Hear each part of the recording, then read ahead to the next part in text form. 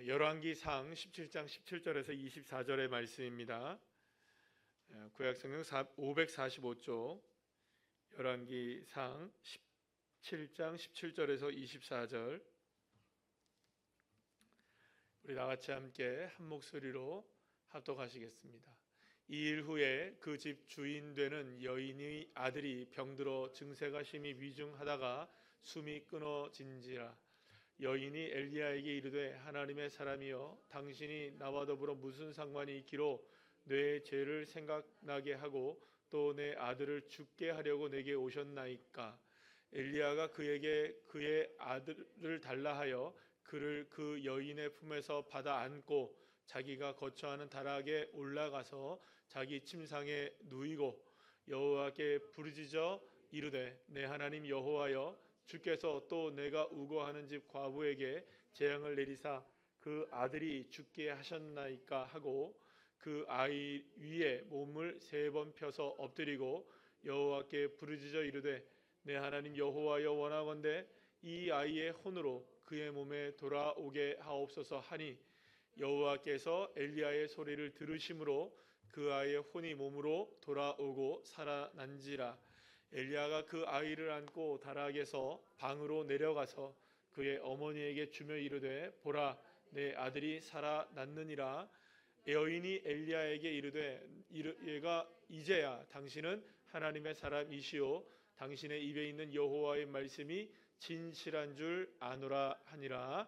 아멘. 할렐루야.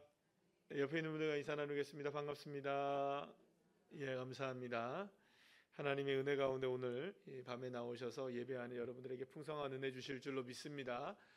오늘 우리가 함께 나눌 말씀 열왕기상 17장 17절에서 24절까지의 말씀으로 우리 다 같이 한번 제목 읽어볼까요? 시작. 한계를 뛰어넘는 기도라는 제목으로 함께 은혜를 나누도록 하겠습니다. 지금 계속해서 엘리야에 관한 이야기를 우리 금요일 밤 예배를 통해서 나누고 있는데요. 엘리야가 사르밧 과부의 집에서 놀라운 기적을 경험하게 되죠. 밀가루가 떨어지지 않고 기름이 떨어지지 않는 이런 놀라운 기적을 경험하게 됩니다. 마지막 떡 한 조각이 기적의 재료가 되어서 이렇게 수많은 사람들이 기근으로 인하여서 어려움을 당하고 죽어가는 그때에 이 과부의 집에서만큼은 날마다 마르지 아니하는 축복으로 하나님이 역사하시는 것을 경험하게 됩니다. 이는 모든 것들은 하나님의 말씀에 온전하게 순종했던 엘리야의 순종 때문이었습니다. 말씀에 순종했던 것. 따라합시다. 말씀에 순종했다. 예, 그렇죠?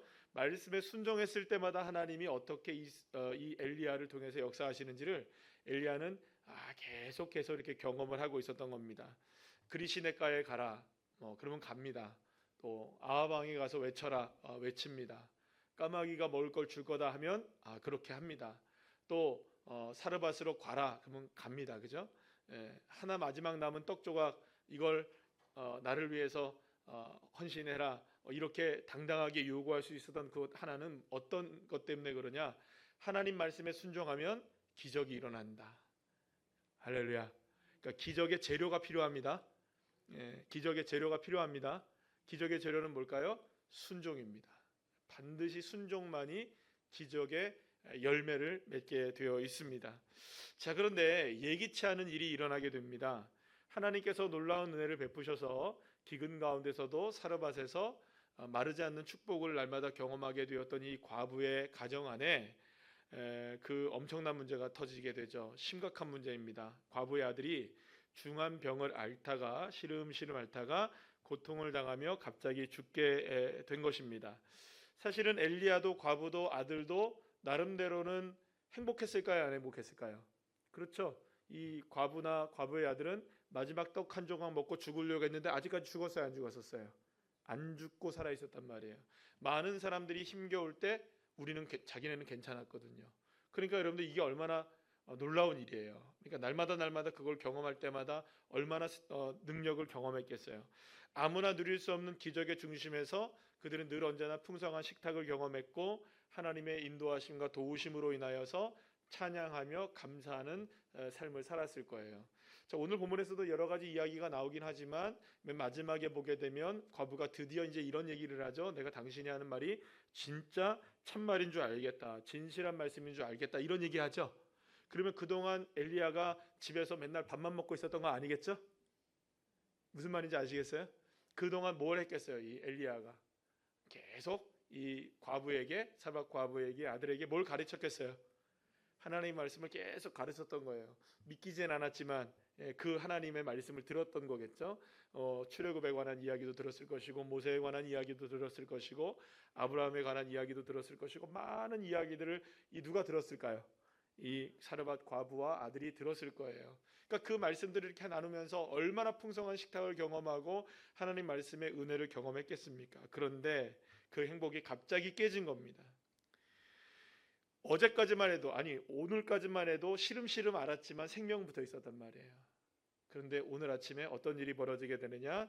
그 모든 가루를 채우고 기름을 채웠던 그 풍성하신 하나님의 채움의 역사가 아무런 의미를 다 잃어버리게 되는, 그 모든 의미를 다 잃어버리게 되는 그런 일이 일어나게 된 겁니다. 마른 하늘의 날벼락이죠.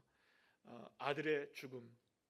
이 과부는 이 아들의 죽음을 받아들일 수가 없었던 거예요. 무엇보다 하나님에 대한 실망감과 엘리야에 대한 원망이 쏟아지기 시작합니다. 그렇죠? 가루와 기름이 마르지 않게 하셨을 때에는 너무나 기뻤어요, 여러분들. 얼마나 기뻤겠어요. 그런데 아들이 죽게 되자 엘리야를 향해서 뭐라고 얘기합니까? 당신이 나와 무슨 상관이냐? 왜 나에게 와서 이러한 괴로움을 주느냐? 이렇게 얘기를 하는 거예요. 돌변하게 되죠. 그러니까 여러분, 어제까지만 해도 우리가 하나님의 은혜를 누리고도 오늘 작은 일, 큰 일, 이런 어떤 일들을 통하여 하나님을 원망할 수 있는 사람들이 누굽니까? 나 자신이에요. 여러분들, 나 자신을 언제나 너무 믿지 마십시오. 내 믿음을 너무 신뢰하지 마세요. 내 믿음을 신뢰하지 말라고. 어제까지는 괜찮고 오늘 아침까지는 괜찮다가 갑자기 오늘 어떤 일을 통하여서 하나님을 원망할 수 있는 게 우리란 말이에요. 저만 그런가 봐요. 우리 모두가 다 그래요, 사실. 그래서 우리는 한 사람도, 저와 여러분 중에서도 이 믿음을 자신해서는 안 되는 겁니다. 그래서 언제나 오히려 믿음을 자신하기보다는 어떤 믿음이 더 좋은 믿음이냐, 믿음 없는 것을 불쌍히 여기시고 도와주세요, 하나님. 이게 훨씬 더 정직한 믿음이 아닌가라는 생각이 듭니다. 자, 어쨌든 여러분, 근데 한번 여러분 따지고 한번 생각해 보잔 말이에요. 따져보잔 말이에요. 따지고 보면 여러분, 이것이 아들의 죽음이 엘리야를 원망한 일일까요? 원망할 일은 아닐까요? 원망할 일이에요? 원망할 일이 아니에요. 사실은 생각해 보면 사실은 밀가루나 기름이 마르지 않는 놀라운 경험을 하긴 했지만, 사실은 엘리야를 만나기 전까지만 하더라도 마지막 그 떡 한 조각 먹고 어떻게 하려고 했어요, 여러분들? 그냥 서서히 죽어가는 겁니다, 그죠? 만약에 엘리야를 안 만났으면 어떻게 됐을까요? 이미 죽은 목숨이 되었을 수도 있었던 거예요. 굶어 죽을 수도 있을 것이고, 아니면 엘리야를 안 만났다고 하더라도 나중에 생명이 다해서 연한이 차서 죽을 수도 있는 것이고, 그러니까 어쨌든 간에 어떤 모습이든지 간에 이 아들이 죽음은 엘리야를 만났기 때문이 아니었었던 것이 분명해요. 예. 그러나 이의 문제는 뭐냐면, 이제 문제가 됐던 건 뭐냐면 엘리야가 있는데 죽었다는 거예요. 왜냐하면 엘리야는 지금까지 이제 방금 말씀드린 것처럼 여러 가지 말씀들을 통해서 하나님이 이런 분이다라는 걸 알려줬겠어요, 안 알려줬겠어요? 사르밧 과부나 아들에게. 그러니까 그 하나님이 모시는, 섬기는 이 선지자 엘리야가 지금까지 이런 얘기 했을까요, 안 했을까요? 내가 그리시나가에서 까마귀한테 먹고 살았다, 이런 얘기 했을까요, 안 했을까요? 그렇죠. 내가 지금 여기까지 온 거는 이런저런 이야기를 통해서 하나님 말씀에 순종했더니 하나님께서 이렇게 마르지 않게 해주시는 거다, 이런 얘기 했겠어요, 안 했겠어요? 그런데 그 하나님을 믿는 선지자가 있는 집에 죽음이 갑자기 찾아왔으니 그게 문제가 된 것이었죠. 아들의 죽음 앞에서 어머니가 오열합니다. 엘리야 역시 가슴이 무너집니다. 오늘도 본문에서 보게 되면 엘리야가 굉장히 마음이 아팠던 것 같아요. 정말 마음을 다해 하나님 앞에 기도하는 모습이 보여지거든요. 하나님도, 엘리야도 어쩌면 그랬을 수도 있어요. 야속하다고 생각할 수 있어요, 여러분들. 야속하다고. 왜요? 하나님이 책임을 지려면 여러분들 처음부터 끝까지 책임을 지셔야 될까요? 띄엄띄엄 책임지셔야 될까요? 여러분들 한번 아멘 해보세요. 여러분들 처음부터 끝까지 책임지시길 원하십니까? 하나님이? 아니면 띄엄띄엄 책임지시길 원하십니까? 아무도 아멘 안 하시네?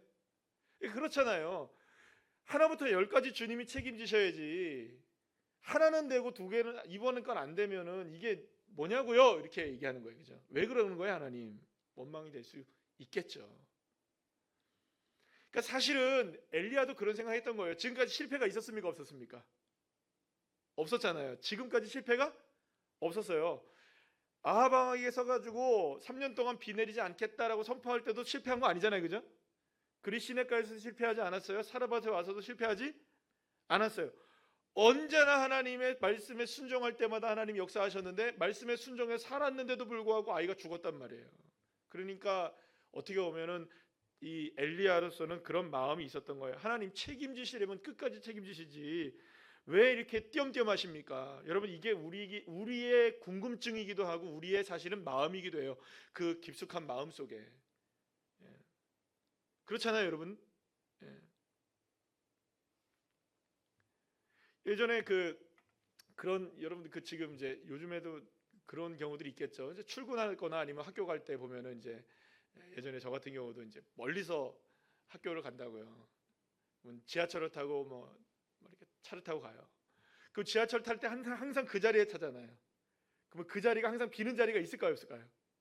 있어요. 누군가가 맨날 마주치는 사람들이 있거든요. 근데 이 사람이 어느 역에 내려요. 그거 알면 그 사람 앞에 씁니다. 예, 예, 예. 근데 그날따라 그 사람이 여기 안 앉아 있는 거예요. 그러면 여러분들 와 이거 힘든 거예요. 가는 내내 1시간을 기차 그 열차를 타고 가다 보면 지하철 타고 가다 보면. 근데 어제는 그런 놀라운 은혜가 있었는데 오늘은 없으면 여러분들 어떻게 될까요? 아니 그보다 한 일주일 동안은 한 번도 빠짐없이 그렇게 했었는데 아니 이번 주 안에는 벌써 두세 번씩 이렇게 빠지게 되면 하나님 왜 지난주에는 나한테 은혜를 베풀어 주시고 이번 주에는 왜 이렇게 힘들게 하루를 시작하세요? 이런 말 나올까요, 안 나올까요? 저만 나오죠. 나올 수 있다는 거예요. 우리가 그래요, 여러분. 우리가 하나님이 많은 것들로 우리에게 채워주시고 역사해 주셔도 오늘 내게 손에 뭔가 하나 쥐어지지 않게 되면 이것으로 인하여 불평하고 불만하는. 그러나 여러분 그때에도 우리가 잊지 말아야 될 게 있습니다. 기적의 재료는 무엇이다? 순종이다. 여러분 우리가 받아들일 수 없는 상황이 온다 할지라도 그때 하나님 말씀에 순종해 나가시기를 축복합니다. 이해 안 되는 상황이 펼쳐진다 할지라도 내 자리가 만들어지지 않는다 할지라도 내게 역사가 일어나지 않는다 할지라도 그래도 하나님 말씀에 순종하는 결단이 있으셔야 되는 거예요. 그때 하나님 역사하십니다. 아멘이시죠? 여러분 이제 더 이상 과부에게도 엘리야에게도 날마다 기적으로 채워지는 가루와 기름통이 전혀 기쁨이 되지 않고 있었던 때가 이제 온 거예요. 아들의 죽음으로 인하여 모든 것들이 무너지게 되는 거예요. 여러분 과부에게 지금 기름 채워지고 밀가루가 채워지는 게 더 이상 기쁨일 수 있을까요, 여러분들? 그게 아니잖아요. 아들의 문제가 이제 생겼는데 이게 해결이 안 되니까 해결이다 보다는 해결할 수 없는 일이 벌어진 거잖아요, 그죠? 죽었는데 어떻게 할 거예요, 여러분들? 일이 생긴데 어떻게 할 거예요? 오열합니다. 어머니가 오열을 해요, 엄마가. 얼마나 여러분들 그렇겠어요? 바로 그때 엘리야가 이 축 늘어진 아이를 안고 울고 있었던 과부에게 이 죽은 아들을 달라고 얘기합니다. 그리고 그 아들을 안고 자기가 거처하고 있는 다락방으로 올라가요. 엘리야는 죽은 과부의 아들을 침상에 누입니다. 도대체 뭘 하려고 이렇게 했던 것일까 보니까 아주 단순하게 하나님 앞에 기도합니다. 하나님 살려주세요. 살려주세요. 여러분 진짜 우리 기도할 때 보면 미사오구가 아닙니다. 그죠? 한마디면 됩니다. 살려주세요. 아멘. 예. 이러고 저러고 궁시렁궁시렁 죄송합니다. 궁시렁궁시렁은 아니지만 이러고 저러고 많은 것들이 필요한 것이 아니에요. 하나님 고쳐주세요. 살려주세요. 바꿔주세요. 간단명료하게 여러분들 기도하시면 됩니다. 어쨌든 엘리야의 이 간청의 기도는 사실은 여러분들 생각해 보면 이게 사람의 영역으로, 힘으로, 능력으로 할 수 있는 기도가 아니에요. 여러분들 생각해 보세요. 사람의 방법으로, 능력으로 이게 더 이상 방법과 길을 찾을 수 있을까요? 애가 죽었는데 불가능한 일이죠. 결론이 난 상황이죠. 지금 아이는 축 늘어졌잖아요. 그죠? 불가능하다고 결론 내려진 상황에서의 기도를 하고 있는 거예요. 불가능. 자, 불가능. 따라합시다. 불가능. 이게 가능성이 없습니다. 이제 이 아이는 이미 축 늘어졌어요. 죽었단 말이에요. 자, 그런데 여기서 우리가 한 가지 중요한 것을 발견하게 됩니다. 당시에 이 구약 성경, 지금 열왕기상 17장 여기까지만 보더라도, 여기까지만 내용을 보면, 여기까지의 내용 중에서 성경에 나와 있는 그 어떤 내용 중에서도요, 죽은 자가 살아난 기적은 없습니다. 여러분 모세오경에서 죽은 자가 살아난 기적이 있을까요, 없을까요? 성경 요즘에 읽으시잖아요, 그죠? 보신 적 있으세요? 막 칼 맞다가 칼 뽑아 죽었다가 다시 살아나고 막 이래요? 한 명도 없어요. 다윗이 여러분 그거 여러분 오해하시면 안 됩니다. 그 죽은 사무엘이 갑자기 나타나 가지고 사울에게 뭐 이렇게 신접한 여인에게 나타난 거 있죠? 그거 아닙니다. 그거는 죽었다 살아난 거 아니에요. 그거는 아니고요. 구약을 통틀어서 죽은 자가 살아난 일에 대해서는 이 당시까지만 해도 아무런 정보가 없어요. 아무런 정보가 없다고요. 자, 이 말이 왜 중요하냐면 신약 시대를 경험한 우리들, 그죠? 신약 시대에 예수님의 복음서를 경험한 우리들로서는 복음서에는 그런 얘기들이 나옵니까, 안 나옵니까? 나와요. 첫 번째, 죽었다 살아나신 분이 누구세요? 예수 그리스도, 부활 있잖아요, 그죠? 거기다가 또 여러분들 얼마나 많은 신약 성경에 예수님의 기적을 통해서 나사로가 죽었다 살아나고 막 이런 일들이 있습니까, 없습니까? 있어요, 여러분들. 그러니까 우리가 신약 성경을 경험한 우리들로서는 뭐 죽은 자가 살아나는 건 뭐 성경에 얼마든지 나오는 이야기 아닌가라고 생각할 수 있어요. 그런데 엘리야 시대까지만 하더라도 죽은 자가 살아난 정보가 없어요, 여러분들. 없어요. 근데 여러분들, 제가 여러분들에게 지금 말씀드리는 건 뭐냐 하면, 이게 그래서 엘리야가 놀라운 기도를 한 거라는 거예요. 왜 놀라운 기도를 한 거냐 하면, 단 한 번도 그러니까 들어서도 경험이 없고 봐서도 경험이 없고 누군가에게서 본 일도 없고 들은 일도 없는 일을 지금 누가 하고 있는 걸까요? 엘리야가 당당하게 지금 누구에게 하고 있는 겁니까? 하나님 앞에 기도를 하고 있는 거예요. 그러니까 이게 무슨 뭐 예를 들어서 그렇잖아요. 여러분들 우리도 간혹 그렇게 할 때가 있잖아요. 우리가 기도할 때 하나님 나의 인생에도 오병이어의 기적을 허락해 주시옵소서. 합니까, 안 합니까? 해요, 안 해요? 하죠. 하나님 나에게 이거 적은 떡과 물고기밖에 없습니다. 그러나 이걸 통하여서 하나님 축사하시고, 이런 기도 하죠. 우리가 그런 기도를 할 수 있는 이유가 뭘까요? 이미 예수님이 하신 일이잖아요.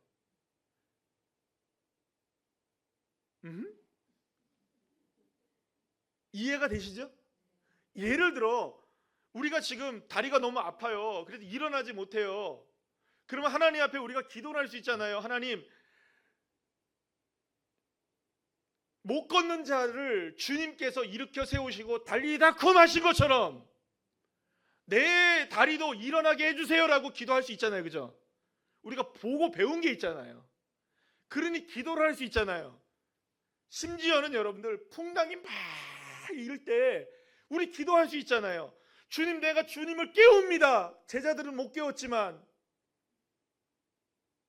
고물에 주무시고 계시더라도 깨웁니다. 주님, 지금 주님 이 시간에 물 위를 걸어오셔서라도 이 풍랑을 잠재워 주세요라고 기도할 수 있어요, 없어요? 왜요? 배운 게 있잖아요, 우리가. 그런데 여러분들, 배운 게 없는 거는 참 하기 힘들다고요.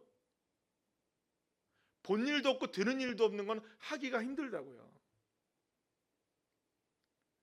엘리야의 기도가 놀라운 일이 뭐냐 하면 한 번도 보고 들은 일이 없는 거예요. 이게 죽은 자를 살리는 기도가 없었던 거예요. 아니, 죽음을 보지 않고 엘리야도 그냥 올라가죠, 그죠? 이전에도 그런 사람이 있기도 했어요, 그죠? 근데 그런 이야기는 있어도 죽었는데 살아나게 해달라고 기도하는 이때는 없었던 거예요. 여러분, 그래서요, 여러분들, 이 시간에 우리가 기억해야 될 게 있어요. 엘리야가 이렇게 아이를 눕혀놓고 하나님 앞에 이 아이를 주님 혼으로 돌아오게 하옵소서 살려주세요라고 기도했었던 이 기도는, 그 기도 자체가 그래서 기적인 거예요. 따라합시다. 기도가 기적이다. 왜 기도가 기적이냐면 이런 기도를 할 수 있는 것이 기적인 거예요. 그러니까 사랑하는 여러분, 하나님은 저와 여러분의 입술을 보고 계십니다. 마음을 보고 계세요. 우리의 마음과 우리의 입술이 이미 기적이 되어야 하는데, 우리의 마음과 입술이 기적이 되지 못하는 한 기적은 안 일어나요. 엘리야가 이렇게 생각했겠죠. 죽은 아들을 보고 데리고 왔어요. 올라왔어요. 그죠? 여러분들 만약에 그렇게 생각했겠죠. 그 밑에서 지금 엄마가 지금 막 울고 있겠죠, 그죠? 엄마가 울까요, 안 울까요? 지금 엄마가 막 울지 않고 가서 막 아이고 밀가루 마르지 않았는데 이거 보고 있겠어요, 지금? 그러지 않을 거잖아요. 얼마나 울고 있겠어요. 그럼 엄마는 지금 무슨 생각하고 있을까요? 우리 아들을 데리고 올라갔으니 뭘 할 거라고 생각했을까요? 그냥 장례를 치를 준비를 하겠지 정도 생각하지 않을까요, 여러분들? 우리 아들을 살려낼 거야 라는 생각할까요? 그 생각은 안 했을지도 몰라요. 왜냐하면 일어난 일이 없으니까. 그러니까 여러분, 어떻게 보면 지금은 누구도 일어날 수 없는 일이라고 생각하는 그 상황 속에서 엘리야의 기도 자체가 그 자체가 기적이 되었던 거죠.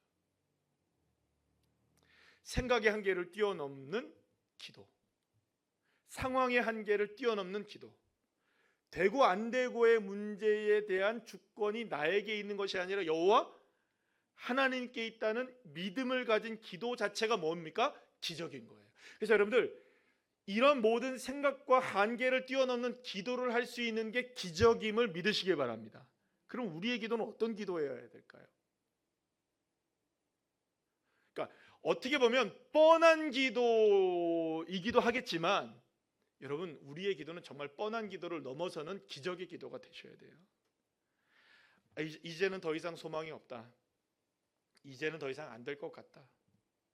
이제는 더 이상 돌아오기도 힘들고 회복되기도 힘들고 이거는 고쳐지기도 힘들고 이건 바꿔주기도 힘들고 나아지기도 힘들고 이거는 뭐 목사님 맨날 믿으면 된다고 하는데 그것도 다 뻥인 것 같고, 그죠?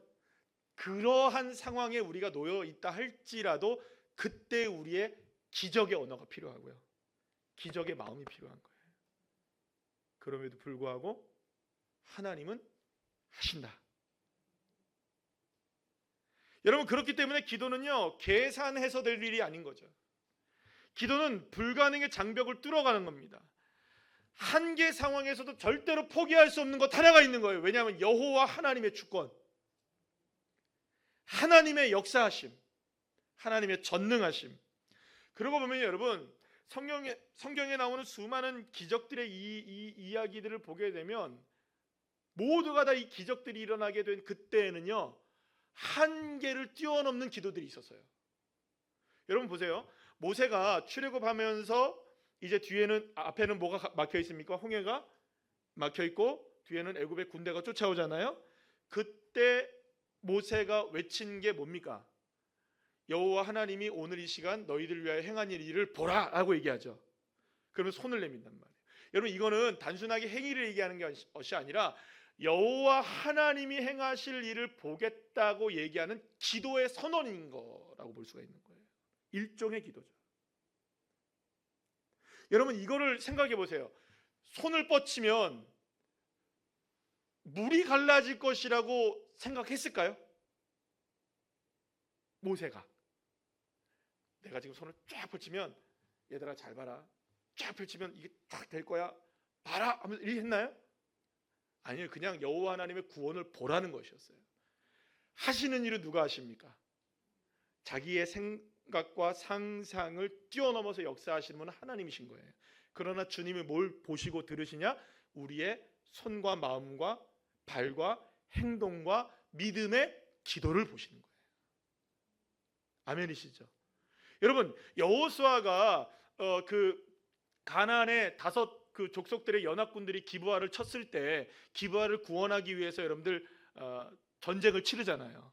그때 다 막 전쟁을 하다 보니까 시간이 모자라요. 그래가지고 여러분들 시간이 모자랐을 때 어떻게 합니까? 태양아 머무르라 그러죠. 여러분 한번 해보세요. 태양아 머무르라 그러면 머무를까요, 안 머무를까요? 그렇게 얘기한 사람이 지금까지 있었대요, 없었대요? 있었을까요, 없었을까요? 단 한 명도 없어요. 여러분들 그거는 우리는 해요. 우리는 할 수 있습니다. 그죠? 아까 전에 말씀드렸잖아요. 우리는 배우고 들은 바가 있어요. 그죠? 그러니까 겁도 없이 우리는 뭐라고 기도할 수 있는 거예요. 우리는 구약 성경에 이런 얘기가 있으니까, 여호수아 10장에 그런 말씀이 있으니까 하나님 태양을 멈춰서라도 막 이런 얘기 합니까, 안 합니까? 그러니까 그렇잖아요. 우리 지난번에 비 안 왔을 때 목사님 지난해는 우리가 비 준비하시는 찬양 많이 불렀더니 비가 오네요. 올해도 비 찬양 한번 부르자니까 딱 불렀더니 비가 왔잖아요. 그죠? 뭐 하나님이 하신 일이 우리가 찬양 불러서 그렇게 된 일은 아니겠지만, 여러분 그렇잖아요. 우리는 배우고 들은 바가 있으니까 겁도 없이 홍해가 갈라진 것처럼 태양이 머무르는 것처럼 이렇게 기도하지만, 실제로 여러분들 아무 정보도 없이 아무것도 없이 태양아 멈춰라 하면 그럴 분 계시면 손 들어보세요. 한번 그걸 할 수 있는가? 여러분 태양아 멈춰라라는 이 선언은요 그저 그냥 멋진 선언 정도가 아닌 거예요. 한 번도 일어나진 않았지만 지금 일어나야만 하는 일, 그 누구보다 경험하지 못했지만 경험해야만 하는 일. 그러나 이걸 한계를 뛰어넘을 수 있는 분은 누구밖에 없습니까? 여호와 하나님. 그래서 그때의 일에 대해서 성경이 뭐라고 기록하느냐? 여호수아서 10장 14절 말씀 다 같이 읽어볼까요? 시작. 여호와께서 사람의 목소리를 들으신 이 같은 날은 전에도 없었고 후에도 없었나니 이는 여호와께서 이스라엘을 위하여 싸우셨음이니라. 아멘. 사랑하는 여러분, 누구를 위해서 누가 싸우십니까? 어떤 사람을 위해서? 하나님이 내 음성 듣는다, 내 기도 듣는다, 내 마음 살펴주신다, 이걸 믿고 기도하는 자의 기도를 들으시고 하나님이 전쟁을 하시는 겁니다. 여러분 그러면 모세가 손을 뻗을 수 있었던 것도, 이 여호수아가 하늘을 향해서 태양아 멈춰라고 얘기했던 것도 태양이 멈추거나 바다가 갈라진 게 기적이 시작이 아니고요, 손을 펼친 것이 시작이었고요. 아멘. 아멘. 아멘. 태양을 향해서 소리를 친 것이 기적인 것이죠. 무엇이 기적의 시작일까요, 여러분들? 내 생각의 한계를 깨트려야 되는 겁니다. 내 생각의 한계와 내 상황의 한계를 뛰어넘으셔야 됩니다. 하나님 하신다. 100명이면 100명이 안 된다고 하고 10년이 지나도 20년이 지나도 안 되는 일이라 할지라도 하나님은 하신다. 하나님은 깨트리시고 멈추시기도 하시고 가르치기도 하시고 죽은 자를 살아내게도 하시고, 할렐루야. 이게 기적이고 승리의 시작인 것입니다.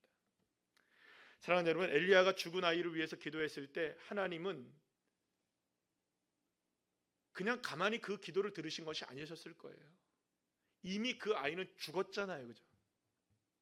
죽음의 영이 이 아이를 완전히 감싸고 있잖아요. 지금. 그러면 주님이 뭘 하셨을까요, 여러분들? 상상을 해보세요. 주님이 뭘 하셨을까?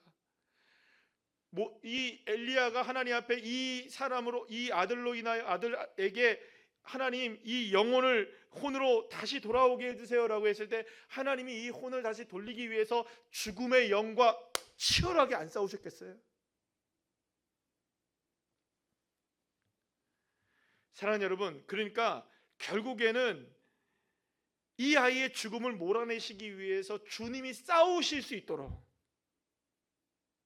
우리의 삶에서 문제들을 몰아내실 수 있도록 주님이 행하실 수 있도록 우리가 담대하게 외치는 외침이 필요한 것입니다. 엘리야는 보잘것없는 자신을 부르셔서 사용하신 하나님의 능력을 바라보며 기적은 이렇게 일어나는 것이라는 것을 더욱 깨닫게 되었어요. 하나님을 향해 기도하지 못할 것이 없고 하나님을 향해 부르짖지 못할 것이 없고 얼마든지 기도하면 이루어지고 하나님 역사하신다. 그러면 여러분 생각해 보면 엘리야가 이 장면 이후로 어디를 갔는 줄 아세요, 여러분들? 이제 아합 왕 앞에 섭니다. 그리고 갈멜산에서의 대결이 펼쳐지기 시작합니다. 그러면서 이 엘리야는요 엉뚱한 얘기를 해요. 여러분들 지금 불이 내리지 않고 비가 내리지 않는데 이 불을 먼저 내리자, 비를 먼저 내리자. 여러분 여기다가 불을 내리는데 그냥도 불이 잘 안 붙어지는데 여러분들 거기다가 뭘 막 부으래요. 여러분들 물을 막 흠뻑 적시래요. 여러분 그러면 불 안 붙어요. 안 붙어요. 그런데 얼마든지 불가능한 일이라고 펼쳐놔봐요. 하나님은 하신다. 이 믿음이 누구에게 있는 겁니까? 그러니까 외치는 거예요. 엘리야는 자신이 연약하다는 걸 알고 있었어요. 자신이 부족한 거 알고 있었어요. 내가 지금까지 아합 왕 앞에 서고 그리시네가에 살고 까마귀 덕에 살고 이 사르밧 과부의 집에 살았던 거 이거 내 능력이 아니구나. 모든 것을 초월하여 역사하시는 누구의 능력이구나. 하나님의 능력이구나. 그러니까 이 갈멜산의 주인도 누구다? 하나님이시고 이 제단의 주인도 하나님이시고 이 민족의 주인도 누구다? 여호와 하나님이시다. 그래서 여러분들 당당하게 이 갈멜산에 서가지고 거짓된 우상들과 싸우고 있었던 이 엘리야가 뭐라고 이렇게 외치는 줄 아십니까? 열왕기상 18장 21절 말씀인데요. 우리 다 같이 한번 읽어볼까요? 시작. 너희가 어느 때까지 둘 사이에서 머뭇머뭇하리려느냐? 여호와가 만일 하나님이면 그를 따르고 바알이 만일 하나님이면 그를 따를지니라 하니 백성이 말 한마디도 대답하지 아니하는지라. 사람들은요 여러분들 말을 못하는 거예요. 내가 바알을 따를지 하나님을 따를지 결정을 못하는 거예요. 왜요? 한계 상황에 다 갇혀 있는 거예요. 내가 바알을 따르자니 요게 문제인 것 같고 내가 하나님을 따르자니 요게 문제인 것 같고 요거 문제를 해결해야 되는데 걱정이네. 이것 때문에 안 되는데 걱정이네. 이것 때문에 안 되는데 따르자니 안 되는데 계속 이 생각만 하니까 하나님을 따를지도 바알을 따를지도 결정하지 못하는 사람들이 누구였던 거예요? 이스라엘 백성들인 거예요. 안 되는 거예요, 따르는 게. 근데 여러분들 하나님을 따르거나 바알을 따르거나 둘 중에 하나를 선택하라고 하는 이 엘리야의 선언이 얼마나 놀라운 선언입니까? 많은 사람들이 두려움에 갇혀서 따르지를 못하는 거예요. 하나님을 한계를 뛰어넘지 못하는 거예요. 과연 가능할까? 지금까지도 안 됐는데 이게 된다고? 내가 오늘 이 시간까지 기도한 것이 오늘 한 번 기도가 아니고 10년 동안 기도하고 20년 동안 기도했는데도 이루어지지 않는데 오늘 또 기도한다고 뭐가 되겠어? 그냥 나온 거지. 그냥 이 자리에 있는 거지. 여러분 주님 말한 그대로 생각한 그대로 역사하십니다. 말한 그대로 갚으시는 분이세요. 주님 우리의 마음의 언어를 아세요. 우리의 마음의 언어를 아신다고요. 주님이 우리가 어떤 생각으로 어떤 마음으로 그것의 문제를 대하는지 주님이 아신다고요. 되겠어? 주님도 그래갖고 되겠어? 된다? 된다. 아멘이시죠? 사랑하는 여러분, 그리시네가에서 까마귀가 가져다 드리는 음식을 먹고 사르밧 과부의 집에서 풍성하게 식탁을 누렸던 이 하나님을 바라보며 하나님을 기적을 체험한 엘리야는 이제 기적이 어떻게 일어나는지를 알게 된 거예요. 그러면 기적은 어떻게 일어나느냐? 무엇이 기적이냐? 따라합시다. 하나님 편에 선다. 하나님 편에 서는 거예요. 세상의 사람들이 뭐라고 하고 이러쿵저러쿵 이야기를 하고 또 누가 이런 부분으로 판단을 하고 이런저런 모습들로 인하여 내 마음이 무너질 때가 수없이 많이 일어난다 할지라도 사랑하는 여러분, 저와 여러분은 어디 편에 서야 되느냐? 하나님 편에 서셔야 됩니다. 여러분, 솔직하게 얘기해 보자면 엘리야는 아이가 죽었던 그 상황의 참혹한 현실 속에서 사실은 하나님이 뭔가를 그에게 하겠다고 얘기를 해주신 적이 없어요. 여러분, 지금까지는 엘리야가 뭘 하기 전에 늘 언제나 하나님이 말씀해 주셨죠. 그리고 거기에 대한 순종을 했죠. 그리고 여러분, 순종이 어려운 거긴 하지만 순종보다 더 어려운 게 뭔지 아세요? 순종을 완성시키는 순종이 뭔지 아세요? 한계를 뛰어넘으셔야 되는 거예요. 누구 편에서는? 하나님 편에 서는 거. 이게 진짜 순종입니다. 그냥 따라가기는 쉬워요. 여러분, 이거 하세요 하면 아, 예, 알겠습니다 하는 건 쉬워요. 아, 그나마 쉬운 거예요. 그나마.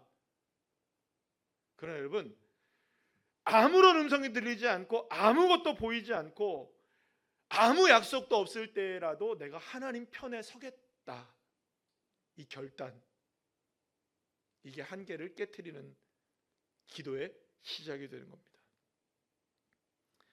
그래서 여러분, 엘리야는 하나님 편에 서서 기적을 꿈꾸게 돼요.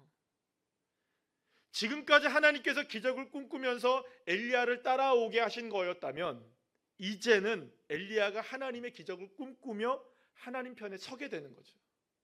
이제는 주님을 따라가게 되는 거예요. 주님 편에 서는 거예요. 그러니까 야, 와라, 내 편에 서라 하니까 선 거예요. 누가? 엘리야가 지금까지는. 그런데 이제는 아무런 말이 없어도 하나님이 누구 편에 서는 겁니까? 하나님 편에 서는 거예요. 여러분, 잘 생각해 보세요. 주님이 우리를 향하여서 말씀하실 때, 이야기하실 때 성경으로라도 뭐라도 이렇게 말씀해 주시면 여러분들 그나마 쉬운 거예요, 그게. 근데 아무것도 들리지 않고 보이지 않고 잡히는 것 없고 메마르고 아무런 것도 희망도 보이지 않는 그때 하나님 편에 선다. 사울이 블레셋과의 전쟁을 앞두고 이건 뭐 도대체 어떻게 할 수가 없는 거예요. 뭐 꿈으로도 뭐 아무것도 안 되고 뭐 선지자로도 안 되고 아무것도 하나님의 뜻을 알 수가 없는 거예요. 그러면 어떻게 해야 됐을까요? 그러면 사울이 그럼에도 불구하고 끝까지 누구의 편에 섰어야 될까요? 그런데 사울이 뭘 찾아갑니까? 신접한 여인을 찾아가잖아요. 이게 문제인 거예요. 이게 안 보이고 잡히지 않고 안 되는 그 상황이라 할지라도 끝까지 누구의 편에 서야 됩니까? 보이지 않는 그때 오히려 하나님 편에 서야 돼요. 음성이 들리지 않고 길도 보이지 않아요. 약속도 사라져 버렸어요. 아무것도 없어요. 그럴 때 주님 앞에 기도해야 되는 거예요. 오늘 보면 21절 말씀을 읽어 보시겠어요? 시작. 내 하나님 여호와여, 원하건대 이 아이의 혼으로 그의 몸에 돌아오게 하옵소서. 그랬더니 하나님이 어떻게 엘리야에게 기적으로 응답하십니까? 22절 시작. 여호와께서 엘리야의 소리를 들으심으로 그 아이의 혼이 몸으로 돌아오고 살아난지라. 아멘. 사랑하는 여러분, 잘 보세요. 여태까지는 다시 정리할게요. 여태까지는 엘리야가 하나님의 음성을 듣고 따라갔단 말이에요. 그렇죠? 그게 순종이었어요. 그래서 기적의 역사들이 일어났어요. 근데 하나님은 그렇게 하신 다음에 바꾸십니다. 계속 그 방법을 쓰시지 않으세요. 차라리 그 방법이면 쉬워요. 왜요? 왜 쉬울까요? 순종하고 따라가면 되니까. 말씀 듣고 따라가면 되니까. 근데 주님이 싹 바꾸셔요. 어떻게 바꾸시냐? 이제는 네가 나한테 기도해야지. 네가 내 편에 서야지. 내가 너의 음성을 좀 듣고 싶은데, 너가 어떻게 기도하는지 내가 보고 싶은데, 너의 믿음을 보고 싶은데. 그래서 주님이 그걸 바꾸셔서 여호와께서 엘리야의 소리를 들으심으로 그 아이의 혼을 돌아오게 하신지라. 할렐루야. 과부의 아들이 살아났습니다. 기적이 일어났습니다. 그러나 바로 그 순간 아이가 살아난 것은 더 이상 중요하지 않았어요. 아들을 살리신 하나님이 기적 그 자체라는 것을 알게 되었고, 하나님 편에 서는 것, 하나님께 기도하는 것이야말로 기적이라는 것을 이 엘리야가 철저하게 경험했기 때문이었죠. 사랑하는 여러분, 한계 상황을 맞이하셨습니까? 더 이상 기도해도 안 되고 우리는 포기해야 될 것 같은 그런 상황. 그러나 사랑하는 여러분, 오늘 이 시간에 주님이 저와 여러분을 향하여서 갖고 계신 신락 같은 비전 하나가 있어요. 소망 하나가. 하나님 편에 서는 기적을 보이시라는 겁니다. 아멘. 나는 하나님 편에 서겠습니다. 어떤 상황이 펼쳐져도, 어떠한 한계가 다가와도 나 주님 앞에 기도하겠습니다. 그러니 여러분, 감히 생각하지 못했던 걸 구하셔야 됩니다. 따라합시다. 감히 생각하지 못한 것 구하자. 감히 생각하지 못한 것 구하셔야 돼요.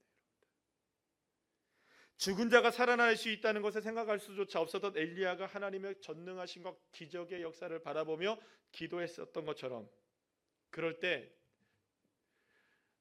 능히 하지 못할 일이 없다. 아멘. 믿는 자에게는, 누구에게는? 믿는 자에게는. 그래서 여러분들, 과부의 아들이 살아난 다음에 과부가 눈물을 흘리며 선지자를 보면서 이렇게 고백을 합니다. 우리 마지막 24절 읽어볼까요? 시작. 내가 이제야 당신은 하나님의 사람이요 당신의 입에 있는 여호와의 말씀이 진실한 줄 아노라. 할렐루야. 사랑하는 여러분, 하나님께서 저와 여러분에게도 주님은 정말 신실하신 하나님이시라는 것을 알게 하시는 이 놀라운 기적의 자리로 오늘 이 시간 초대하고 계시는 줄 믿습니다. 우리에게 주어진 시간이 비록 몇십 분의 시간이라 할지라도 이 시간 가운데 저와 여러분이 철저하게 하나님 편에 서시길 축복합니다. 그러면 주님이 일하기 시작합니다. 호흡이 끊어지는 순간이라도 주님 편에 서셔야 되겠죠? 하나님, 내가 봐도 소용이 없을 것 같고 아무리 봐도 이게 대책이 없는 이 일이라 할지라도 주님 편에 올려드립니다. 주님 편에 서겠습니다. 주님이 역사해 주십시오. 우리 오늘 이 시간에 하나님을 바라보는 그 믿음의 자리로 나가서 주님의 역사를 경험하는 귀한 한 분 한 분들 다 되시기를 간절히 축원합니다. 이 시간 우리 함께 말씀 생각하시면서 찬송하시겠습니다.